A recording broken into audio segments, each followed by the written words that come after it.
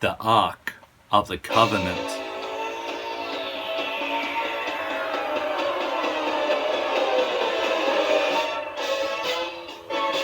Wrong song.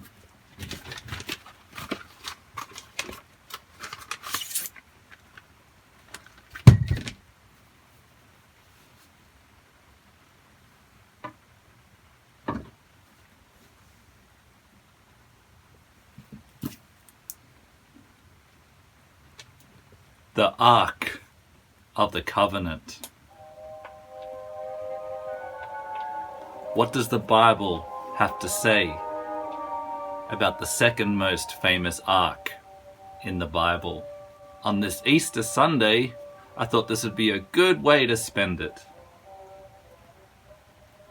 It was in the news recently. According to The Sun, a Brit has found it in Jesus' tomb below Giza. Others say it's in Ethiopia. But let's find it in the Bible. Indiana Jones is a great gateway drug to the Bible.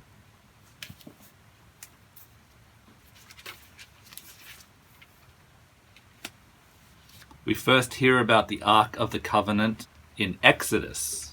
The covenant box. Make a box out of acacia wood, 1,125 millimeters long, 675 millimeters high. Cover it with pure gold, inside and out, and put a gold border all around it.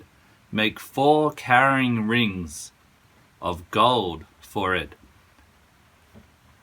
Attach them to its 4 legs, with 2 rings on each side. So I think it's in millimeters and meters because this is the Australian edition of the Bible. The true interpretation, mate.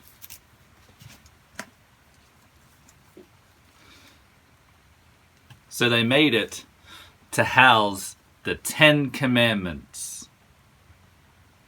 Moses went up to Mount Sinai. God gave him 10 Commandments on stone tablets. He went back down, and then he saw that all the Israelites had built a golden calf and started worshipping it. Can't leave them alone for 5 minutes, or 40 days in this telling. So then Moses smashed the 10 Commandments in anger. Seems a little severe. Then he had to go all the way back up to the top of the mountain again. And now we don't know whether God recreated the 10 Commandments or Moses had to do it himself this time. But then he brought them back down, the 10 Commandments we know and love today, and he puts them in the Ark of the Covenant for safekeeping. Now, does this make the Ark supernatural by housing such an important document? Or was it always magical? Let's read on. Later on in Exodus, we find out that it was Bezalel who made the covenant box. Good on you, Bez.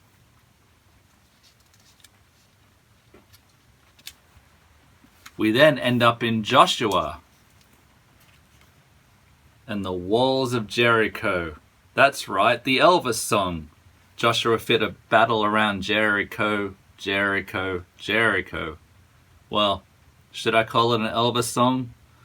Recent historians have claimed that this was a African American song from pre-Civil War. But it'll always be an Elvis song to me.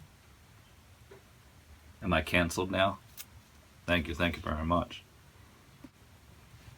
The Israelites crumbled the walls of Jericho with their trumpets.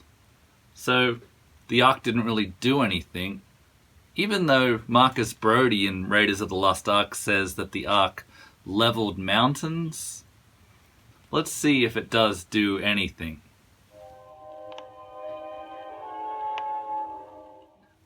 The Ark contains the 10 Commandments, and then the Israelites crumble the walls of Jericho, go inside the city, and murder every man, woman, and child inside.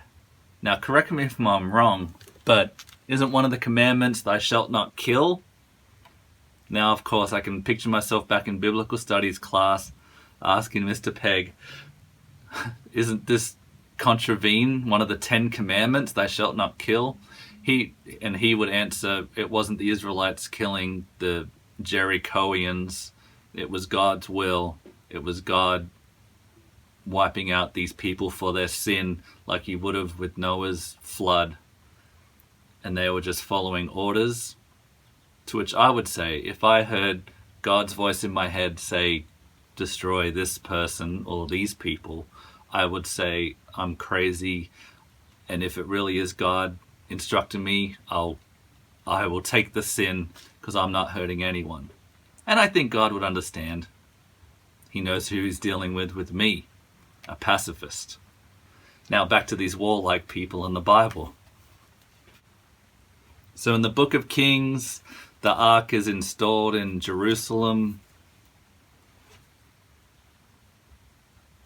In 597 BC, King Nebuchadnezzar from Babylon invades Israel, destroys Jerusalem, and we don't hear about the ark after that. Did he take it with him? We don't know. The ark is gone. Now, some people say it did go with King Nebuchadnezzar. The Raiders story is an Egyptian pharaoh took it. Oh, but then we hear about it again, one last time in the book of Revelations, which is the last time we hear about a lot of things. Under the seventh trumpet, 19, God's temple in heaven was opened, and the covenant box was seen there. Then there were flashes of lightning, rumblings, and peals of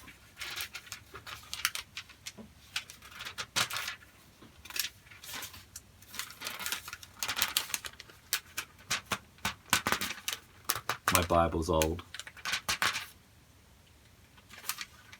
Oranges. No. Peals of thunder, an earthquake, and heavy hail. So there are stories about people touching it accidentally and bursting into flames, dying from looking inside of it. It's wiped out people. I didn't find anything about mountains. It was used as a weapon in some battles and wasn't always effective. So, there you have it. A brief history of the Ark of the Covenant. Do you know where it is? I know what it sounds like. Ever want to know what the Ark of the Covenant sounds like when it's powering up to smite its victims? Here it goes.